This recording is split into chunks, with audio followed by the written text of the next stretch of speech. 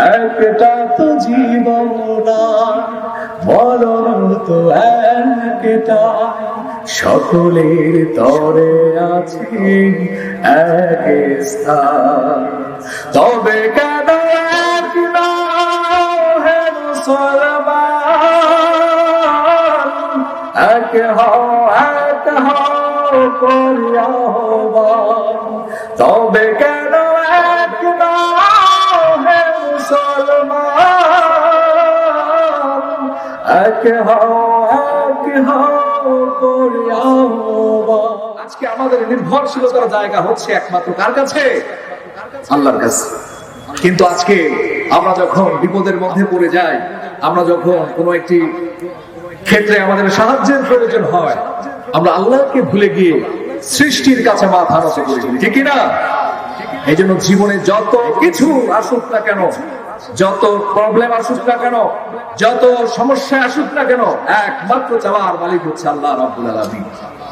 আমার ভাইরা, আমার বন্ধুগণ, আজকে অত্যন্ত আনন্দিত আমরা, যেরকম একটি বিশাল সমাবেশ, বিশাল মাহফিলের আয়োজন করেছে যত যুব সমাজ, এলাকার যুব সমাজ। আর আমরা ধন্যবাদ জানাই আজকের যুব সমাজকে, কারণ যুব সমাজই হচ্ছে এই জাতির ভবিষ্যৎ। Young generation change the society. Young generation can lead the society. একটি যুব সমাজ পারে সমাজকে সুন্দরভাবে রাঙাতে, সুন্দরভাবে তৈরি করতে। দেখুন, আমাদেরকে সৃষ্টি করেছেন আল্লাহ রাব্বুল আলামিন। কিভাবে সৃষ্টি করলেন? অত্যন্ত সুন্দর করে, চমৎকার করে সৃষ্টি করে দিয়েছে আল্লাহ রাব্বুল আলামিন। পবিত্র কোরআনুল কারীমের মধ্যে জানানো দিচ্ছেন, লাকাদ খালাকনাল ইনসানা ফি আহসানি তাকওয়িম। আমি মানুষকে সৃষ্টি করেছি অত্যন্ত সুন্দর একটি আকৃতি দিয়ে, সুন্দর একটি গঠন দিয়ে আল্লাহ রাব্বুল আলামিন মানুষকে সৃষ্টি করেছে।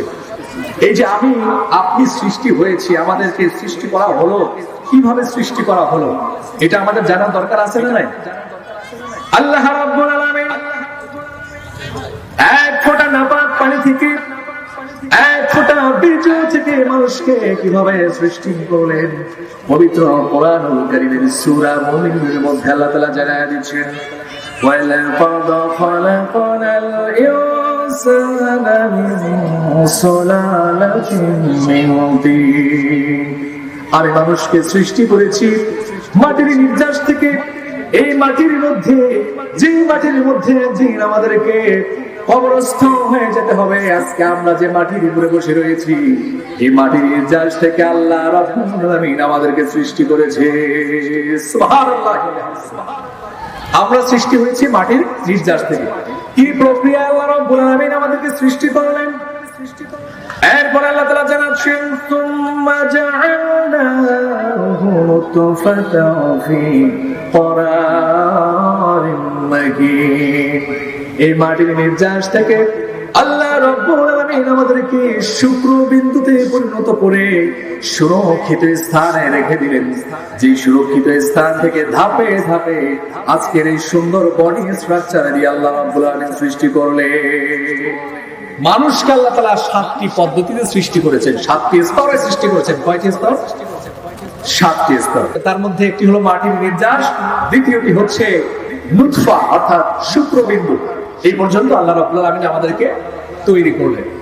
এরপর আল্লাহ রাব্বুল আলামিন জানায়া দিচ্ছেন, সুম্মা খালাকনান নুতফাতা আলাকাতান ফাখালাকনাহু আলাকাতান মুদগাতান। এই শুক্রবিন্দু থেকে আল্লাহ রাব্বুল আলামিন মাংসপিণ্ডে পরিণত করলেন। বাবা এবং মায়ের ভালোবাসার মধ্য দিয়ে এক ফোঁটা বীর্য, এক ফোঁটা শুক্র, শত শত কোটি কোটি শুক্রবিন্দুকে পিছনে রেখে শুধুমাত্র একটি শুক্রবিন্দু আল্লাহ রাব্বুল আলামিন ওইটাকে সংরক্ষিত করলেন। সেখান থেকে সমান রক্তে পরিণত করলেন। এরপর সেখানে মাংসপিণ্ড দিয়ে আবৃত করলেন। এইভাবে আল্লাহ রাব্বুল আলামিন সৃষ্টি করলেন। এরপর আল্লাহ তাআলা জানাচ্ছেন ফাখালাকানাল মুদগাতা ইযামান ফাকাসাউনাল ইযামা লাহমান। সেই মাংসপিণ্ডের উপরে আল্লাহ রাব্বুল আলামিন হাড় সৃষ্টি করে দিয়েছে, অস্থি সৃষ্টি করে দিয়া তার উপরে সুন্দর চামড়া দিয়া গোশত দিয়া আল্লাহ রাব্বুল আলামিন পরিপূর্ণ একটি মানুষ সৃষ্টি করলেন। এটা হচ্ছে কোরআনের কথা। এটা কিসের কথা? এটা কোরআনের কথা। আজ থেকে 1450 বছর পূর্বে এমন কোন মেডিকেল সায়েন্স ছিল না যে মায়ের গর্ভে কিভাবে আল্লাহ তাআলা সৃষ্টি করে সেটা দেখা যায়, ছিল? এগুলি আবিষ্কার হয়েছে 18 শতকে, অর্থাৎ এটা 2000 সাল, আজ থেকে 200 বছর আগে আবিষ্কৃত হয়েছে। কিন্তু 1400 বছর পূর্বে এত কিছু আবিষ্কার ছিল না। এবার আসুন মেডিকেল সায়েন্স কি বলছে। বিজ্ঞানীরা এবার গবেষণা করে মায়ের গর্ভের মধ্যে গবেষণা করে তারা দেখলো আসলেই তো কোরআনে যেভাবে বলা আছে এইভাবেই তো একটা মানব শিশু মায়ের গর্ভে জন্ম নেয়। বলি সুবহানাল্লাহি ওয়া বিহামদিহি। সুতরাং প্রিয় ভাইরা, বন্ধুগণ, এই কথা বলা যায় যে কোরআন হচ্ছে সর্বযুগের সর্বশ্রেষ্ঠ একটি গ্রন্থ, যেখানে আল্লাহ রাব্বুল আলামিন বিজ্ঞানময় গ্রন্থ কোরআনুল হাকিম নামে এটাকে অভিহিত করেছেন। বলি সুবহানাল্লাহ। এইজন্য যতদিন কোরআন থাকবে, যতদিন মুসলমানদের অন্তরে কোরআন উজ্জীবিত থাকবে, ততদিন পর্যন্ত পৃথিবীর কোন বাতিল শক্তি নেই মুসলমানদেরকে দাবায় রাখতে পারে। কথা বলেন ঠিক কিনা? সম্মানিত উপস্থিতি, এই জন্য আমাদেরকে ঐক্যবদ্ধ হওয়ার দরকার আছে কি নাই? আমাদেরকে ঐক্যবদ্ধ হতে হবে। আজকে সারা বিশ্বব্যাপী মুসলমানদের মধ্যে যেভাবে দলাদলি বিভক্ত হয়ে গেছে, এতে করে নাস্তিকতাবাদ আজকে তারা সুযোগ পাচ্ছে ইসলামের প্রতি সাধন করার জন্য। এই জন্য আমি আহ্বান করবো, আসুন আমরা এক হই। আমাদের প্রভু এক নবীর উম্মত, জীবন বিধানে ওই শিবানী কোরআন। আমাদের প্রভু এক নবীর উম্মত, জীবন বিধানে ওই শিবানী কোরআন। তবে কেন এক হে মুসলমান, এক হও করিয়াহ্বান। তবে কেন এক হে মুসলমান, এক হও করিয়াহ্বান। একিনা বাইতুল্লাহ মদিনা শরীফ ওহুদ পাহাড় বদরের মাঠে বাইতুল্লাহ মদিনা শরীফ ওহুদ পাহাড় বদরের মাঠে একটা তো জীবন মরণ তো একটা তো জীবন মরণ তো একটা। সকলের তরে আছে এক স্থান। তবে কেন এক হে মুসলমান, এক হও করিয়াহ্বান। তবে কেন এক হে মুসলমান,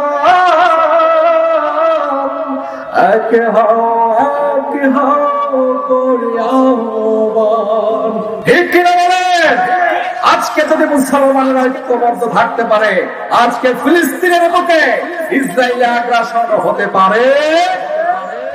কিন্তু অত্যন্ত দুঃখের বিষয় হচ্ছে আজকে ফিলিস্তিনের ময়দানে সারা বিশ্বের যত বাতিল শক্তি রয়েছে সবাই হুমড়ি খেয়ে পড়েছে, অথচ আমাদের মুসলমানদের এখনো ঘুম কাটে।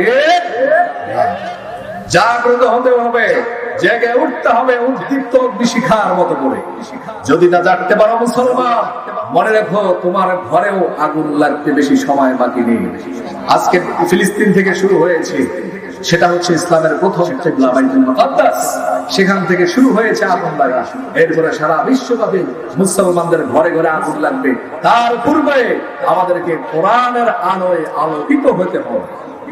সম্মানিত উপস্থিতি, পৃথিবীর কোন প্রাণী, পৃথিবীর কোন মানুষ যে কোনো প্রাণী বলেন, all the animals, all the peoples have to die. There is no chance to live from this stage.